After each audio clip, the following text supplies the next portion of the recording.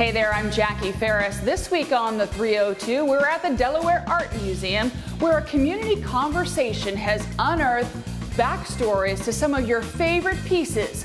Mysteries and new perspectives are revealed coming up on the 302.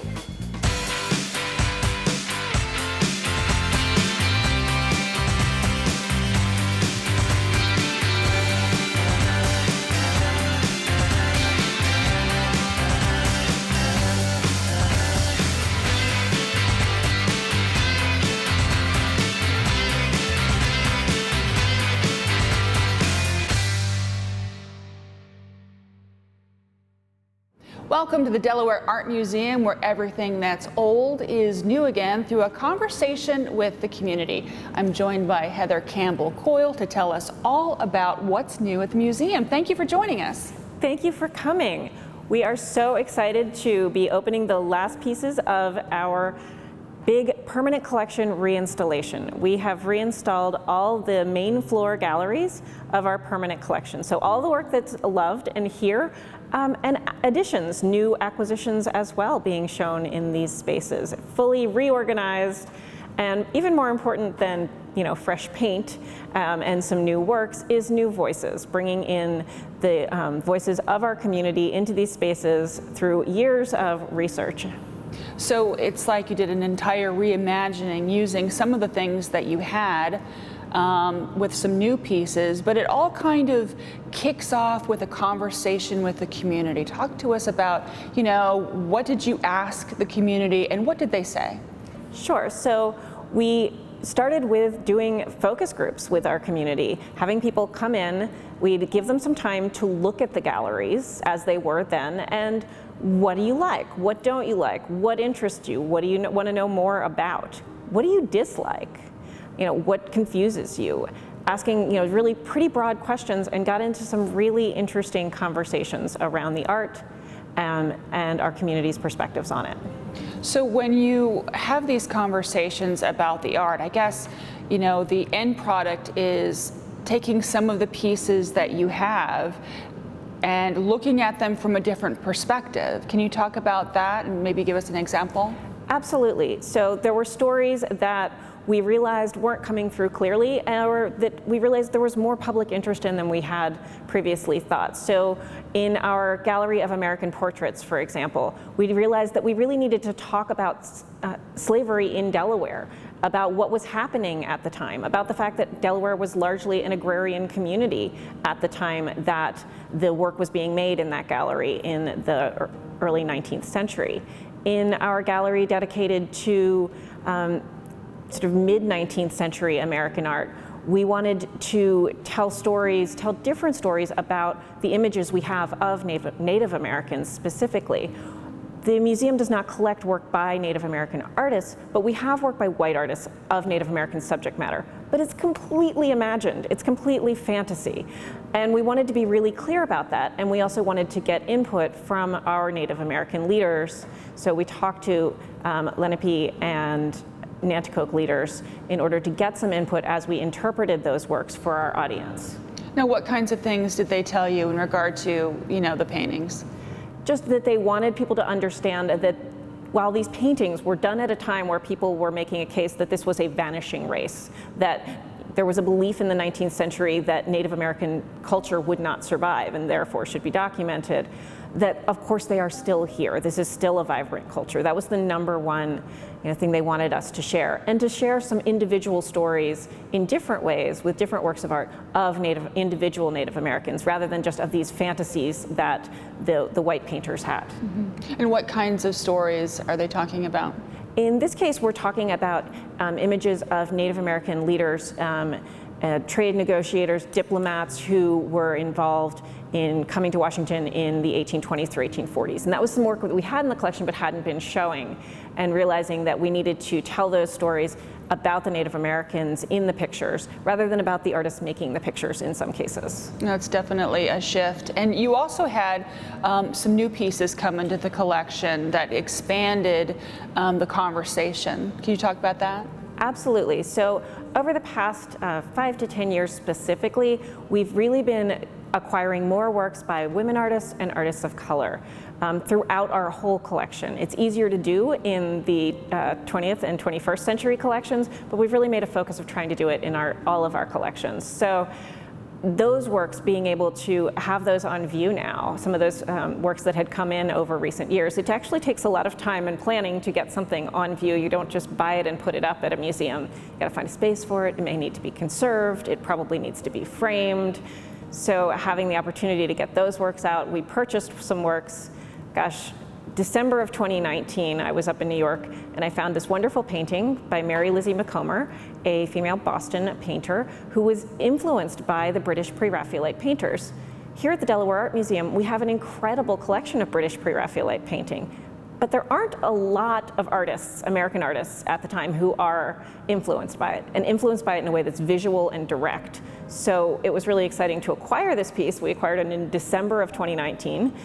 And it hadn't been on view until we reopened our galleries of American art. So that's one exciting addition. Other exciting additions are landscape paintings by Robert Duncanson and Edward Bannister, who were both African-American painters in the 19th century. So adding some work by African-American artists to our 19th century galleries was a really important goal.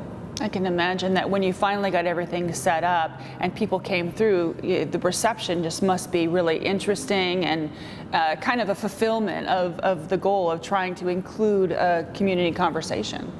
Absolutely. When I gave my first tour of the American galleries, one of the women who had come to the first focus group was there. And it was great to actually talk to her about how things had played out. So it is really exciting to have new stories to tell, to have things arranged in a new way. It's exciting now that people are coming in to see what we've been doing for all this time. That sounds amazing. And when we come back, we're going to talk about Howard Pyle.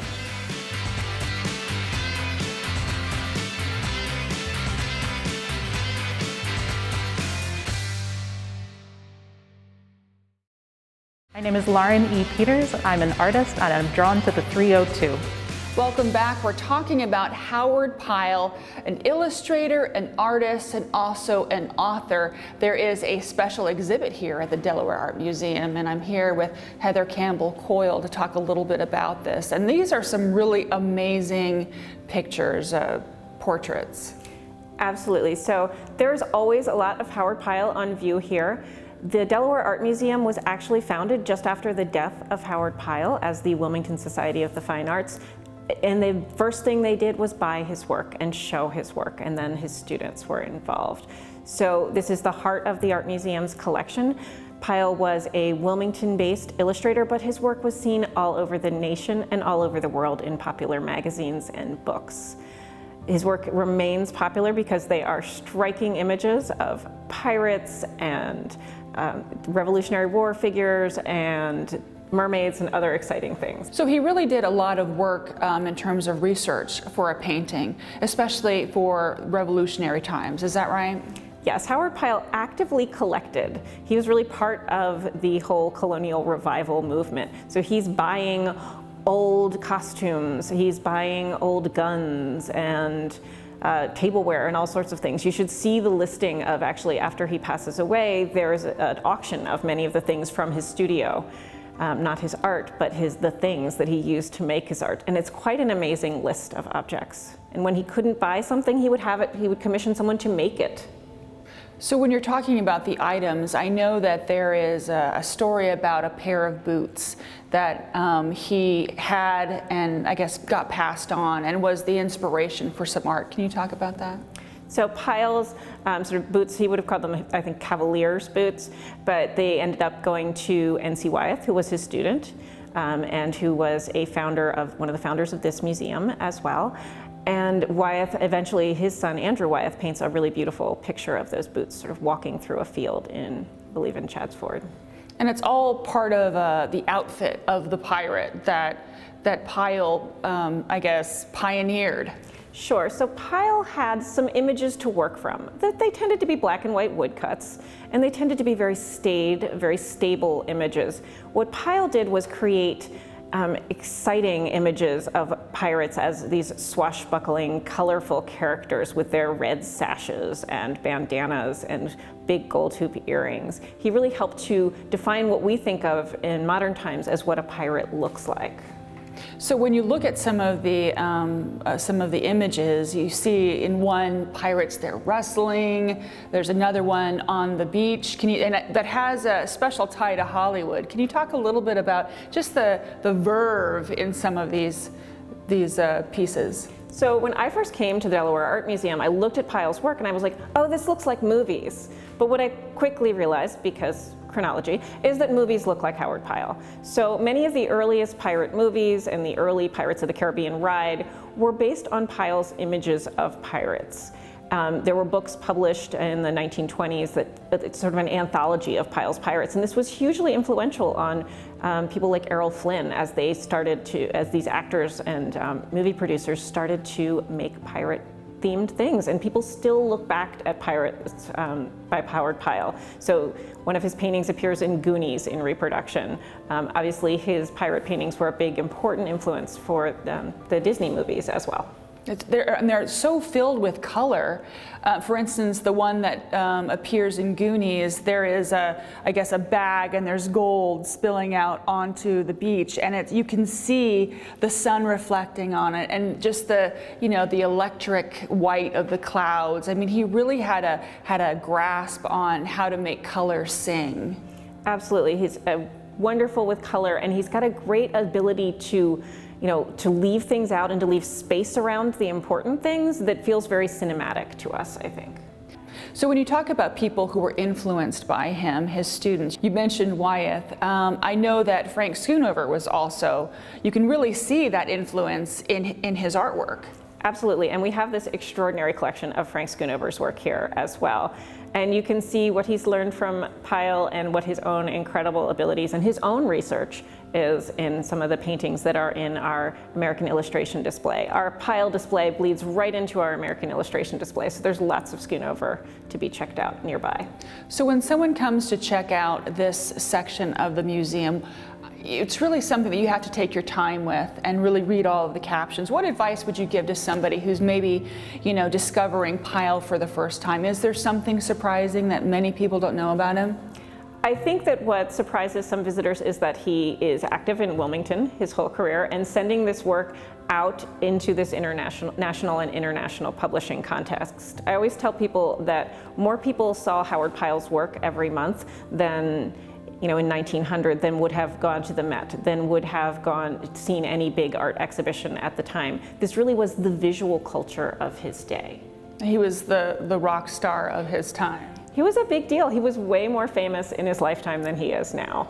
Isn't that usually how it goes, though, unfortunately? It's one way or the other. Sometimes artists who were unknown, painters, become really famous after their death, but Pyle, it's kind of the opposite in some ways. He's better known. He's really well known here in Wilmington, but during his time, he was hugely famous and hugely successful as an illustrator. So it just kind of kicked into overdrive after his passing. Yeah. And it's all here for people to come and check out.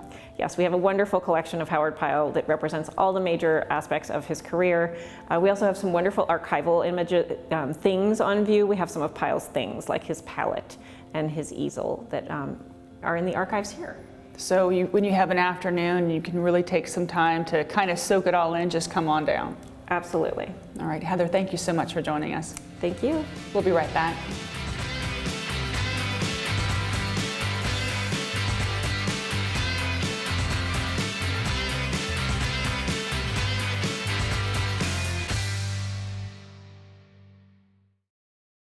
Hi, I'm Kristen Heilman, the curator in residence at the Delaware Contemporary, and we're looking at some bright and beautiful art on the 302.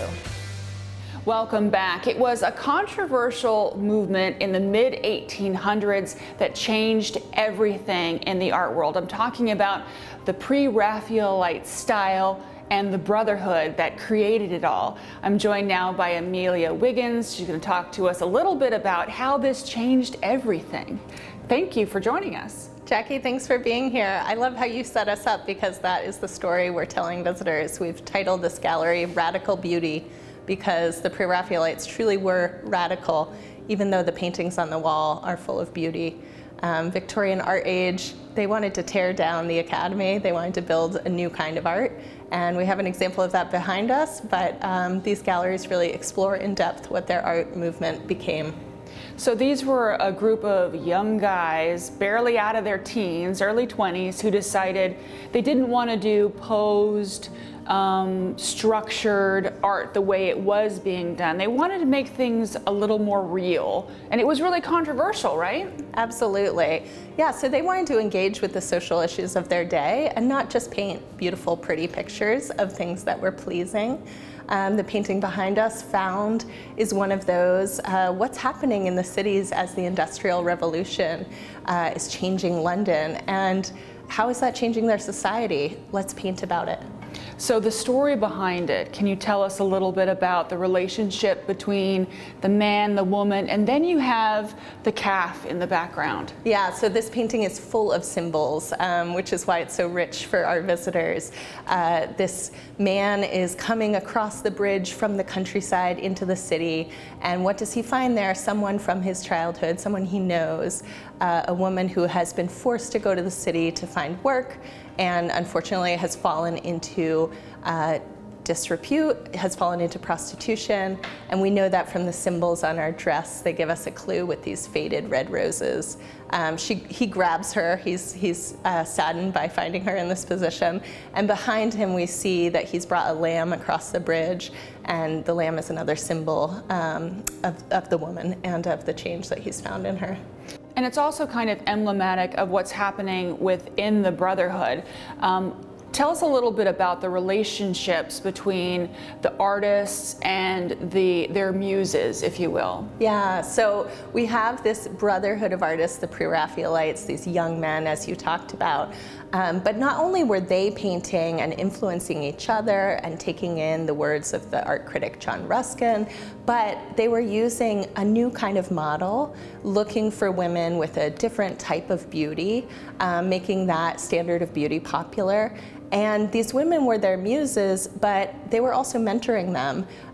Victorian London, not a great place to be an artist if you were a woman. There wasn't an opportunity to join the academy or to really paint. But if you had mentorship of a Pre-Raphaelite, you were able to access that world. And so many of their models went on to become painters themselves, artists themselves with their help. One place women were finding a lot of work, though, was in the decorative arts. And so we have a lot of gorgeous painted ceramics and other decorative art objects created by women, because that was a place they could find for themselves. Now there's one model who appears over and over again. She's got that long strawberry reddish blonde hair. Now was she an artist or somebody else from the community? Yeah, so this collection of women artists that the Pre-Raphaelites were working with and mentoring are ones that we're trying to expose more and more and trying to tell their stories more and more. So Lizzie Siddall is one of those. And you know, I'm glad you mentioned Elizabeth Siddall, because her story is kind of coming into the forefront here at the museum with an exhibit this winter. A contemporary artist named Holly Trustle Brigham is looking back on Lizzie Siddall's life and creating art all about her story. So that'll be on view in February. I hope you can come back for that, Jackie. I'm sure we will. I'm sure we will. But as part of this exhibit, you also look into, you know, the works of artists of color. Can you talk about that? Yeah, not artists of color, but models of color. Models of color. Yeah, so the artists in who created these works of art, that's one story we can tell. But we had a lot of visitors ask us during our focus groups, where are people who look like me? I don't see people of color. I don't see their stories told. So that spurred a lot of research. It spurred some rethinking about what we're showing. And excitingly, we get to tell one of those stories really richly in the next gallery. The story of Fanny Eaton, a Jamaican immigrant who came to London with her mother, who was formerly enslaved, and became a model, first of the artist Simeon Solomon, and then throughout Victorian Art Society, she served as a model. And we have her story on our audio tour told by her great-grandson, which is really lovely that we got to include a relative's voice. That's one story we know really deeply, but we have a new acquisition that just got purchased weeks ago that shows another model of color, and we don't know his story yet. That's something we're just starting to research, and we hope we can share it with visitors in the coming years. It's just really amazing that as time goes on, that you're able to uncover and learn so much about the various pieces. How do you go about doing that? Do you go through records, or how do you uncover, like the research you're going to be doing on this piece? Yeah, so I am enthralled by the job of our curators because they are the experts in our field. They've been researching this art their whole careers, and yes, they're going to the letters, they're going to the books, they're going to the primary sources that these artists use to document their lives, and looking for clues as to who they interacted with and other stories that we can mine. So this is another gallery that when you come, you got to take your time, make sure you have, nothing to do, because you have to go through and really spend time with each painting, because there's just so much in them that if you rush, you'll miss. Absolutely. I love that you're inviting visitors to slow down. The details in these paintings definitely warrant that. Well, Amelia, thank you so much for sharing this with us. Thank you, Jackie. And we'll be right back.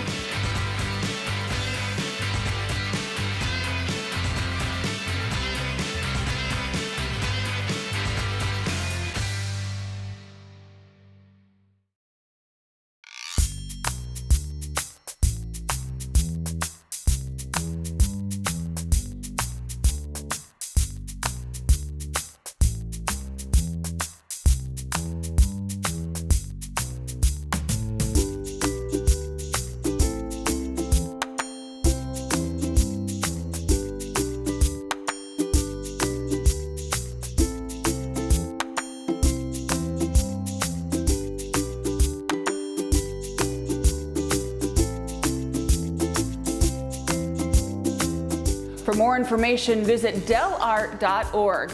That'll do it for this episode of the 302. We leave you now with a walk through the Copeland Sculpture Garden. Until next time, I'm Jackie Ferris. Tell them you saw it on the 302.